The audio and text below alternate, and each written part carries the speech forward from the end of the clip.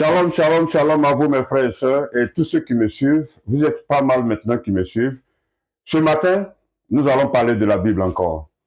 Et je vous ai toujours dit qu'il y a des milliers de millions de pasteurs dans le monde entier, même aux États-Unis, même ici en Europe, même en France, même partout, même à Abidjan en Côte d'Ivoire, ils n'ont pas encore compris la Bible. Alors je vais vous montrer cette vidéo-là pour que vous écoutez vous-même et je vous reviens. Mon Dieu, quelqu'un qui est omniprésent, omniscience, omniprésent, il est partout, omniscient, il sait tout, omnipotent, il peut tout. Comment Dieu fait pour être absent quand Ève mange le fruit? Puisqu'il est là. Regarde son comportement. Et il mange le fruit. Et puis le soir, il vient comme s'il n'était pas là. Adam, où es-tu? Ils disent on s'est caché. Comme si lui-même il ne sait pas qui se sont cachés. Il dit on a entendu ta voix et puis on allait se cacher parce qu'on est nu. Il dit mais qui t'a appris que tu es nu? Est-ce que tu as mangé le fruit là? Tu es sûr que quand tu poses question, tu ne sais pas. Puisque tu es omniprésent, c'est que tu es partout en même temps. Il y a des questions que Dieu pose là. Quand tu écoutes la question, tu sens qu'il a lourd comportement. Le gars est bizarre. C'est pourquoi il dit qu'on ne peut pas le sonder. On ne peut pas le comprendre. Si tu dis je l'ai compris, c'est qu'on ne t'a pas bien expliqué. C'est le gars qui a tellement lourd comportement que moi j'ai décidé de ne plus le comprendre, je l'adore. Point. S'il veut, il m'explique. S'il veut, il ne m'explique pas. Mais il est tellement dangereux que je peux pas l'adorer. Dieu est le seul qui peut te tuer au milieu de tes gars du corps. Et puis il n'y a rien. Et puis ton gars du corps est là, il a porté body, Kalachnikov, lunettes, il est grand d'état, musclé. Et puis il est mourir pour ça. Dieu a donné. Dieu a repris. Il regarde son collègue. Et puis il dit, mon cœur est chaud, le boss est mort comme ça. Il ne peut rien créer. Il ne peut rien faire. Tout ce qu'il peut faire, c'est pleurer. C'est Dieu qui fait ça. Les gars, le gars là ne cherchez pas à le comprendre. Adorez-le. Un point, un trait. Tout ce qu'il fait est bon. On n'a pas dit tout ce qu'il fait est bien. Parce que quand la bonté vient de son plan et de sa volonté, le bien là, c'est ton ressenti. C'est ce que ça te fait là. L'effet que ça te fait, c'est ça qu'on appelle le bien ou le mal. Ça te fait du mal, ça te fait du bien. Mais le bon là, ça vient de sa volonté. Regarde, même son fils, sa bonté, sa volonté a fait souffrir son fils. Mais c'était bien. Dieu n'est pas dans le bien et dans le mal.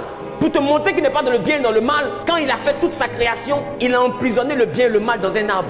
Parce qu'il n'a pas créé le monde pour que quelque chose soit bien ou bien que quelque chose soit mal. Il a créé le monde pour que quelque chose soit bon. C'est pourquoi prenez le temps de voir comment il a créé. Chaque jour, au soir, il disait, l'Éternel a vu que ce qu'il avait fait était bon. Il n'a pas dit bien. Parce que le bien et le mal, il les a enfermés dans un arbre. Si ça te fait du bien, ça te fait du mal.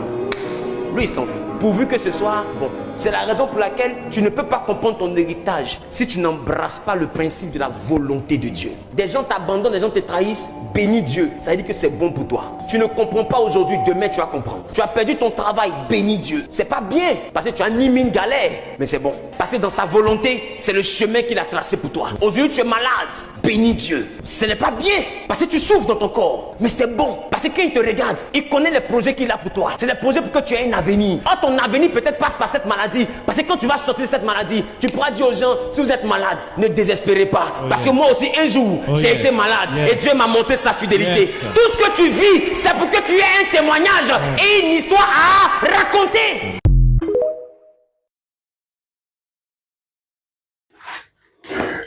C'est ce que je vous ai toujours dit. Je vous ai dit que la divinité de Jésus et comment Dieu opérait.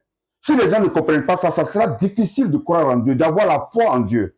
Parce que c'est un mystère qu'il faut comprendre. Il faut que tu comprennes la divinité de Dieu et comment Dieu opérait. Et si tu ne comprends pas la spiritualité, parce que c'est un esprit que Dieu opérait, si tu ne comprends pas ce mystère-là, cet esprit-là, tu ne comprendras jamais la Bible. Donc, voilà comment des gens pensent comme ça de la Bible et qui vont à l'église parce qu'il faut aller à l'église et qui prêchent même parce qu'il faut prêcher. Et c'est ça. C'est cette révélation-là que j'ai reçue.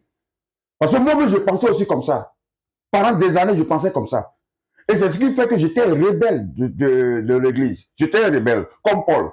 Donc, j'ai changé parce que ça m'a été révélé. Alors, si vous me suivez pendant mon parcours de prêche, vous allez comprendre comment ça se passe. Parce que cette révélation n'est pas donnée à tout le monde. Il y a des personnes même qui disent qu'ils sont loin et qui n'ont pas reçu cette révélation, qui doutent encore de Dieu. Alors que c'est tellement facile de comprendre ce que Dieu a fait dans le jardin d'Éden que les gens ne comprennent pas. Tu ne peux pas comprendre si tu ne comprends pas l'esprit. Il faut d'abord comprendre l'esprit, comment l'esprit fonctionne, comment l'esprit opère. Si tu ne comprends pas ça, tu ne vas jamais comprendre ce qui s'est passé dans le jardin d'Éden. Ok? Donc, c'était pour vous dire ça rapidement. Et dans mes prochaines vidéos, je vais aller pas à pas. D'abord pour démontrer la divinité de Jésus, d'abord. Après, montrer comment ça se passe. Et puis, vous allez comprendre comment l'esprit travaille. Parce que quand tu vas comprendre l'esprit, c'est que tu as compris la Bible. C'est fini. Et tu vas comprendre ce qui te protège. Ce qui fait que tu es béni chaque jour. Tes prières sont exaucées. Si tu comprends l'esprit, il faut comprendre l'esprit. Comment l'esprit travaille.